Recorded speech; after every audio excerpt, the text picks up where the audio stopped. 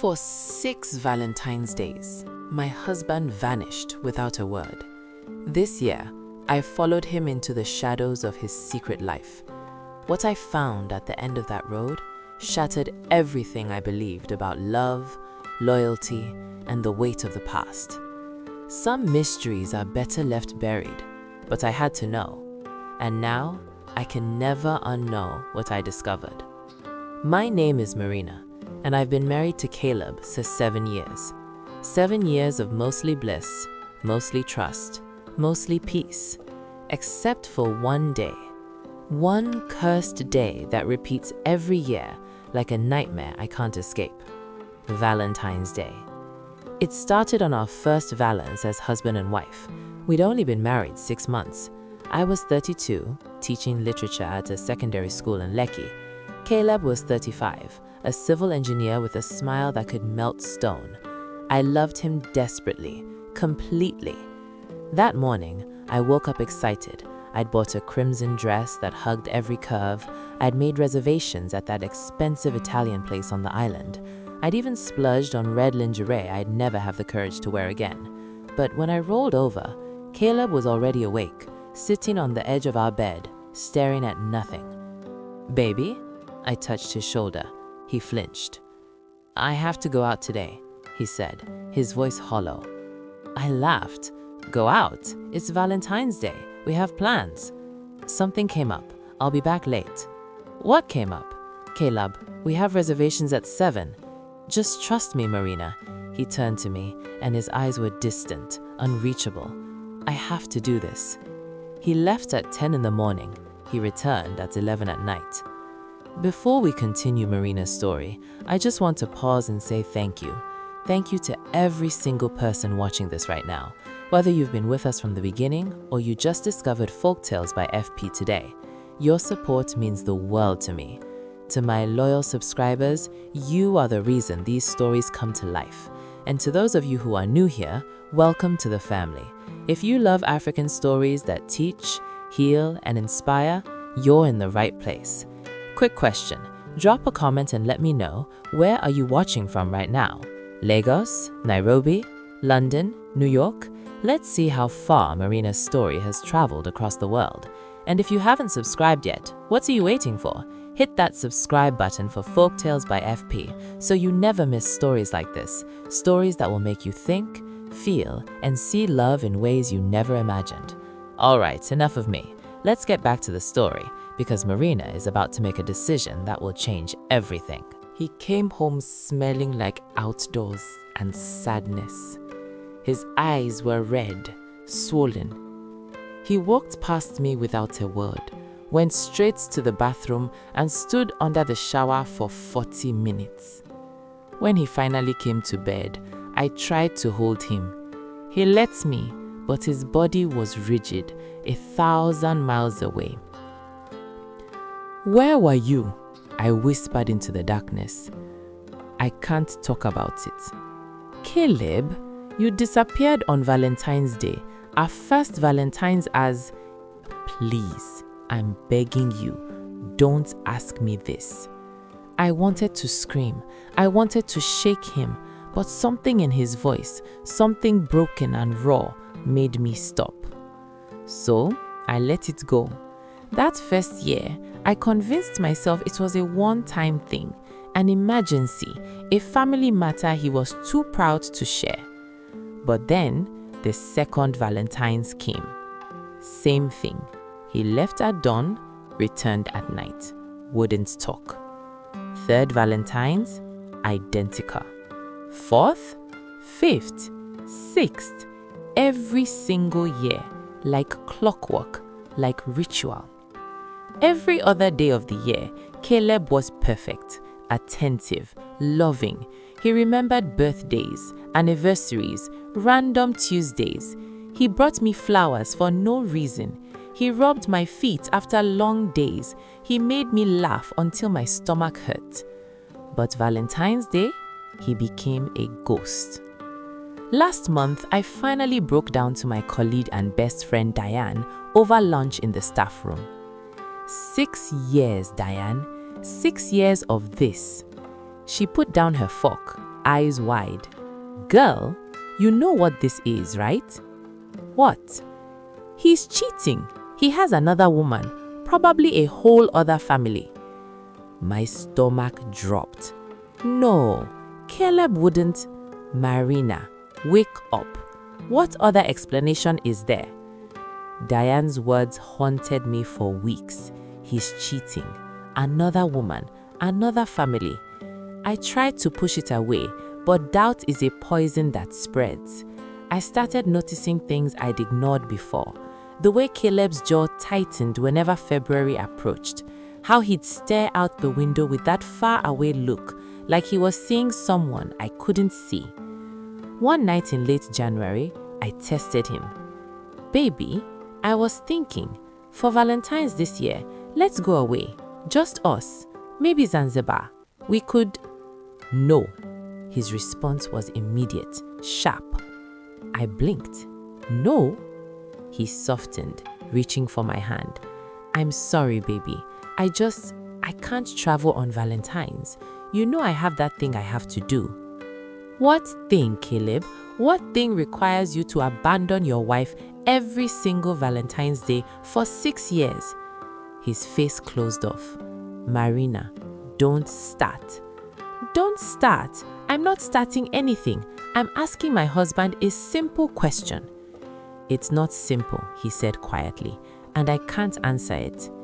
"Can't or won't?" He stood up, walked to the window.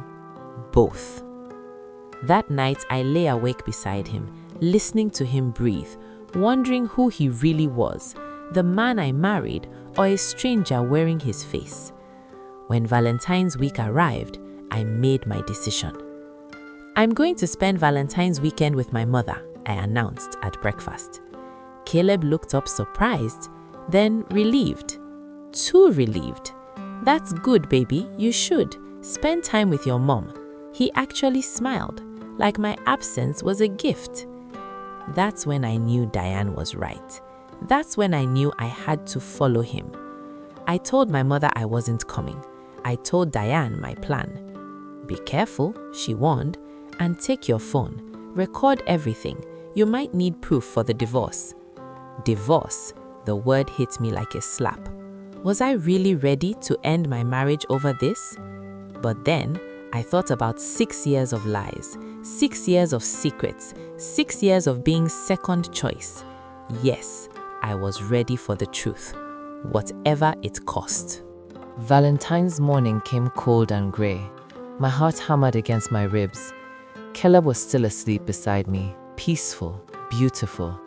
I studied his face, the face I'd kissed 1,000 times, and wondered if I'd ever really known him at all. At 6:30, I pretended to pack my overnight bag. Caleb watched from the bed, saying nothing. "I'll be back Sunday evening," I said, keeping my voice steady. "Okay, tell Mama I said hello." He kissed my forehead, a Judas kiss. I drove away at 7, but I didn't go far. 3 streets down, I parked behind a provision store and waited. My hands were shaking.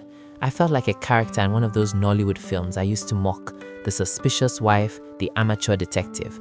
But this was my life, my marriage, my truth. At 8:40, Caleb emerged from our house. He wasn't dressed for work, casual jeans, a polo shirt, and he was carrying something, a large shopping bag I'd never seen before. My stomach twisted. He got into his car and pulled out. I waited 30 seconds, then followed, keeping 3 cars between us.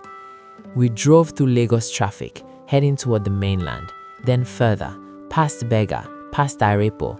We were leaving Lagos entirely. My phone buzzed. "Diane, any updates?" "He's driving out of the city," I typed back. "Where is he going?" Caleb drove for over an hour. The city gave way to smaller towns, then villages. My confusion deepened with every kilometer. If he had another woman, why would she live out here, in the middle of nowhere? He stopped suddenly at a roadside market. I parked far back, watching through my side mirror. Caleb got out and went to a flower vendor. My heart shattered into a million pieces. He bought roses, red roses, an enormous bouquet, then chocolates, then balloons, ridiculous heart-shaped balloons. I couldn't breathe. He was buying Valentine's gifts for her. Tears blurred my vision as I watched Caleb pay for the flowers. The vendor tied the roses with a red ribbon while he selected the biggest heart-shaped balloons. He was smiling, actually smiling. For 6 years, I got nothing on Valentine's Day. No flowers, no chocolates, no romance. But she, whoever she was, got everything. My phone rang. Diane, where are you? Following him, I choked out. He just bought flowers, roses, and chocolates, and balloons. I'm watching him buy Valentine's gifts for another woman. Oh, Marina. Her voice cracked with sympathy. I'm so sorry, but you need proof. Follow him all the way. See where she lives. Take pictures. I don't know if I can do this. You've come this far. Don't turn back. She was right. I'd driven an hour into the unknown. I couldn't leave without answers.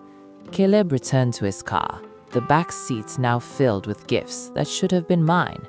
He drove deeper into Ogun State, into areas I didn't recognize. Smaller roads, quieter streets, fewer cars. My mind raced with images I didn't want to see. Was she younger than me? Prettier? Did she give him children I couldn't? Is that why he chose her? After another 20 minutes, Caleb slowed. We were approaching a compound with high walls and an iron gate. This was it, her house. I parked far back, behind a cluster of trees, my heart trying to escape my chest. I watched Caleb gather all the gifts, flowers, chocolates, balloons, and approach the gate. But he didn't knock. He pushed it open easily, like he'd done it 1,000 times before, like he belonged there. I waited 5 minutes, then crept out of my car. My legs felt like water. Every step toward that gate felt like walking to my own execution. I pushed the gate open slowly, just enough to slip through, and I froze. This wasn't a house. The compound was filled with stone markers, rows and rows of them stretching into the distance. It was a cemetery. My brain couldn't process what I was seeing. A cemetery? Why would Caleb bring Valentine's gifts to a graveyard? Unless... No, it couldn't be. I moved forward carefully, hiding behind the larger tombstones, following the sound of his footsteps. The morning sun filtered through palm trees, casting long shadows across the graves. Then I saw him. Caleb was kneeling in front of a tombstone about 50 meters away. He'd arranged the roses carefully around it. The balloons were tied to the headstone, bobbing gently in the breeze. He placed the chocolates at the base like an offering, and then he started talking. I couldn't hear the words from where I stood, but I could see his shoulders shaking. He was crying, deep, broken sobs that made his whole body tremble. Who was buried there? His mother? His father? But why hide it from me? Why the secrecy? I had to get closer. I had to hear.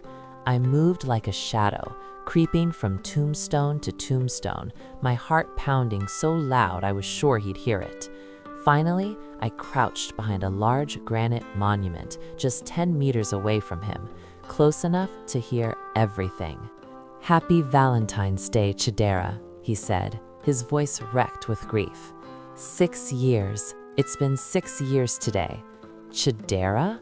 Who was Chidera? I brought your favorites again. Red roses. You always said they were cliché, but you loved them anyway. Ferrero Rocher, even though you'd pretend you didn't like chocolate. And those ridiculous balloons you'd laugh at but secretly adore. He wiped his eyes, laughing through tears. You're probably laughing at me right now, telling me I'm being dramatic, but I can't help it, Chidera. I can't help coming back here every year. My hands covered my mouth. I was trembling, tears streaming down my face.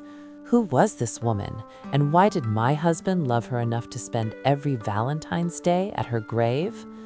Marina asked me again this year where I go, Caleb continued.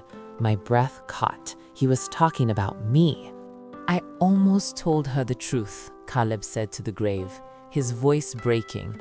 I almost said, Marina, I spend every Valentine's Day with my dead fiancé. But how could I? How do I explain this to her? Fiancé. The word hit me like a physical blow. I pressed my fist against my mouth to keep from crying out loud.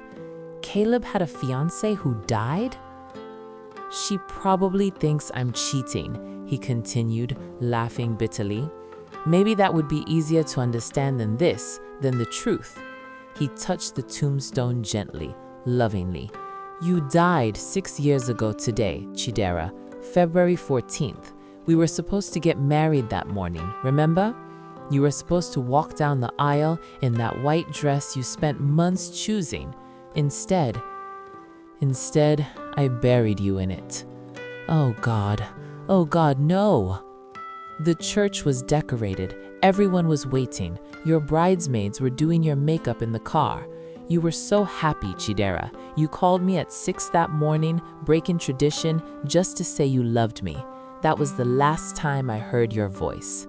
I was sobbing silently behind the monument, my whole body shaking.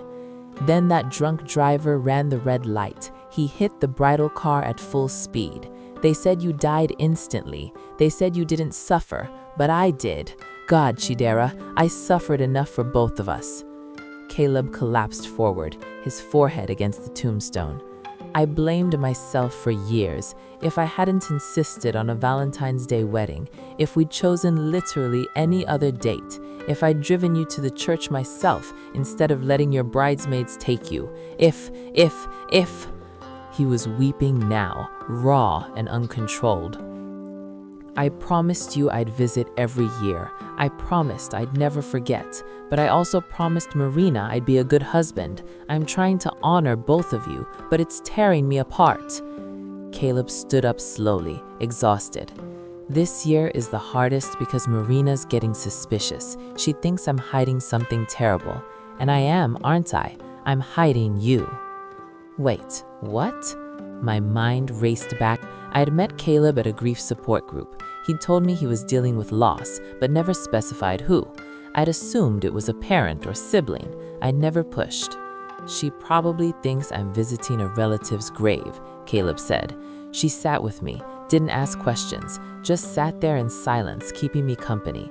That kindness, it was the first light I'd seen in months of darkness. I remember that day, the quiet man sitting alone by a grave, looking like the world had ended. Something had compelled me to sit beside him. We started talking, then coffee, then dating. I fell in love again, and it felt like betraying you. Every smile, every kiss, every moment of happiness with Marina came with guilt, because you never got to experience any of it.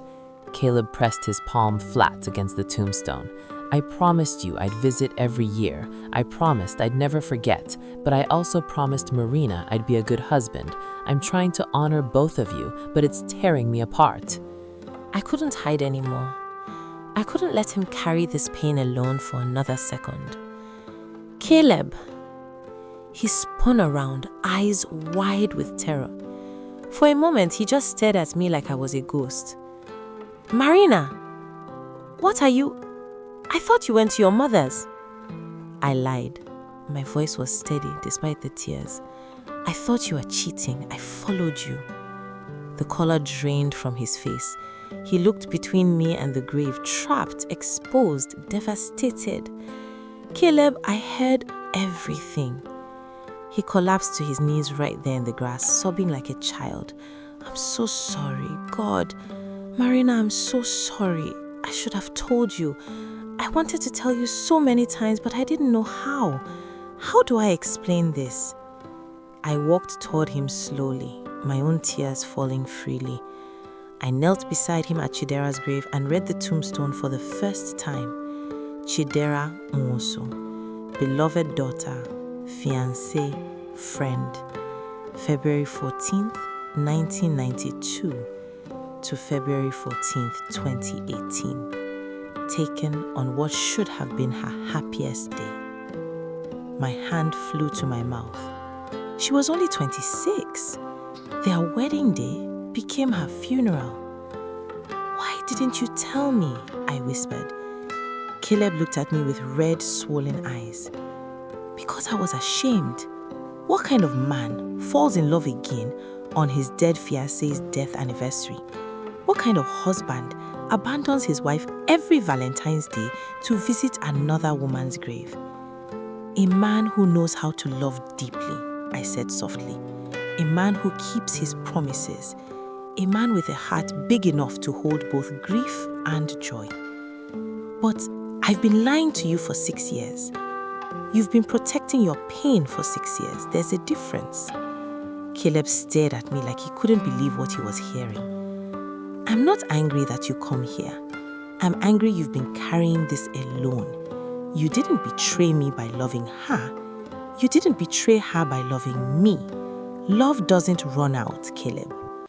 Love doesn't run out. He reached for my hand, squeezing it desperately. But shutting me out, I said firmly, making me think you were cheating, that was wrong. Not because you came here, but because you didn't trust me enough to understand. I was afraid, he whispered. Afraid you'd think I didn't love you enough. Afraid you'd leave. Caleb, your capacity to love her even after death is exactly why I know you can love me fully in life. Don't you see that? He broke down again, and this time I held him. When he finally calmed, I said, tell me about her. What was she like? His eyes widened. You want to know about her? She shaped who you are. How can I fully know my husband if I don't know what made him? So he told me about Chidera's laugh that could light up rooms, her dreams of becoming a doctor, how she'd sing off-key in the shower, how she'd made him believe in forever. When he finished, I stood and placed my hand on Chidera's tombstone. Chidera, my name is Marina. I married your Caleb. Thank you for loving him first. Thank you for teaching him that love is worth fighting for. I promise to take care of him, and I promise he'll never have to choose between honoring you and loving me. There's room for both. Caleb pulled me into his arms, crying into my shoulder. Here's what we'll do differently, I said. Every Valentine's Day, we come here together. We honor Chidera in the morning, we celebrate us in the evening. No more secrets, no more shame. Deal? Deal. 1 year later, Valentine's Day morning, Caleb and I arrived at the cemetery together, holding hands. We brought fresh roses, chocolates, and something new, a framed photo of our wedding day. We placed it beside Chidera's grave with an inscription. Love never dies, it transforms. Thank you for teaching him how. Marina and Caleb. As we stood there together, I realized something profound. Marriage isn't about erasing your partner's past. It's about making space for all of who they are, their scars, their stories, their sacred places. Some people thought I was crazy for sharing my husband with a ghost, but I wasn't sharing him. I was loving all of him, including the parts still healing. That's what real love is, holding space for someone's whole truth, not just the easy parts.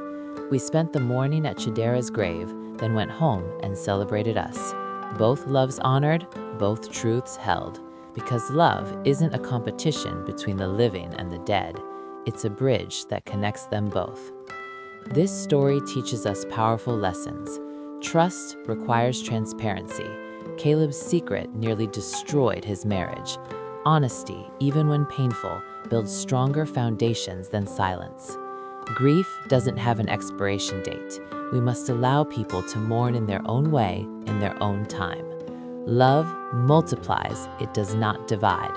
Marina's grace showed that loving someone's past doesn't diminish your present. Healing happens in community. Caleb suffered alone for years. When Marina joined his grief, healing began. In our relationships, let's choose understanding over assumption, grace over judgment, and truth over comfortable lies. Thank you for watching Folktales by FP.